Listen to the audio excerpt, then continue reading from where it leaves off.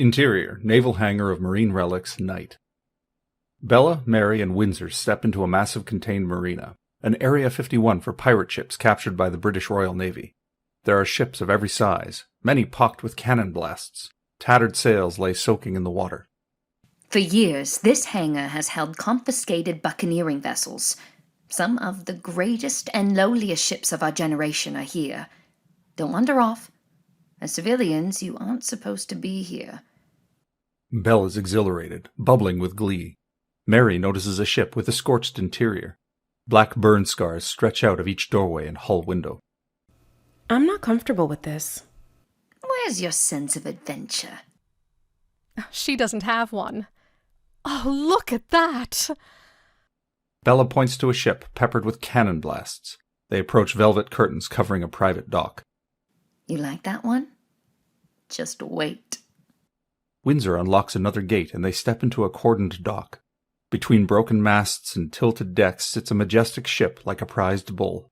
Gilded trim over black paint, towering, monolithic. The Queen Anne's Revenge. Blackbeard's last ship, the Queen Anne's Revenge. It can't be. It sunk off the coast of the Carolinas. Hasn't anyone ever told you? Don't believe everything you read. Exterior, Queen Anne's Revenge, deck. A sign nailed over the captain's door reads, Veni Vidi Vici. Mary crinkles her nose. Your idea of a good time. Windsor and Bella descend. Mary hesitates, then follows. In the hull. This ship always unsettled me. Is it the filth or the stench? Respect for the dead. What is a relic like this but a graveyard for villainy? A classic. Maybe a fresh start for someone else, if it was preserved. And pirates aren't simply villains. Mary groans. They've heard this before, many times. Ugh, now you've done it. They're retired Navy, your compatriots, who return home after years at sea but can't find work. They acquired skills at sea and seek to provide for their families. It's true. It's not their fault that the Crown forced them into service, then punishes them for that service with unemployment. So, you'd rather France colonize the Americas? Want oysters at every meal? I'll tell you when I've tried them. Maybe you don't value freedom. Freedom. This ship traded slaves before Blackbeard captured it. They've approached Blackbeard's captain's chair. On the wall behind it are the carved signatures of famous pirates. High above the chair, near the ceiling, dark letters read, He who writes his name becomes mate.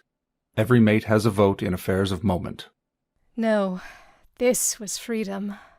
So long as you only speak this way around us. In any case, that time is over. The sea is charted, Blackbeard's dead, and all his allies scattered. The age of exploration is over. I don't believe that. What about the adventures of Madame Cheng or Black Caesar? They're each 10 times the leader Blackbeard was. But they don't print that in the bloody British Journal, do they? Exasperated, Windsor walks out of earshot. Mary notices a topless mermaid carved above the captain's seat. There's a naked figure carved into almost every vessel. Why? Superstitions view live human women aboard ships as unlucky. But a semi-naked female figurehead is believed to calm storms at sea. God forbid the same contradiction applied to men. Imagine what would be peeking out of the water. Around a corner, Windsor finds a small naval jacket crusted with blood and full of bullet holes, just like the one he's wearing. Back. Did you really rat out Androsote? Of course not. There's a scout in that cove. They'll see them coming. Windsor returns, looking at his watch. One more room, please. Exterior, Queen Anne's Revenge, Blackbeard's quarters.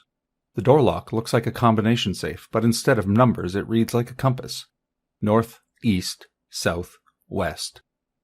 While Windsor struggles with the door, Bella surreptitiously reaches into her pocket and pulls a few pages with her notes out of Robinson Crusoe. Windsor reaches for the lock, then pauses, puzzled. He tries a few different combinations, tries shaking the door. No luck. Bella tucks her notes back in her pocket and brushes past him. She spins the dial all the way around, fast, and the door pops open. How'd you know to do that? Believed something I read. Interior, Queen Anne's Revenge, Blackbeard's quarters. It's a series of anterooms, dingy, weak light, cobwebs and shadows, obscured, defaced portraits of British monarchs. So why did he call it the Queen Anne's Revenge? He wanted Anne on the throne. They killed him for it? For cutting into their profits. Indeed. The Crown doesn't care about a criminal's politics. Bella finds a tiara and puts it on, posing playfully. Mary smiles, for a minute, letting herself enjoy Bella's elation. Be careful. Now that we've finally opened that door, this is all Navy property. No souvenirs. Mary finds a pocked coat hanging in a closet. Light shines through it. More dirty rooms with bullet holes. Bella notices Blackbeard's bedroom door and moves to it.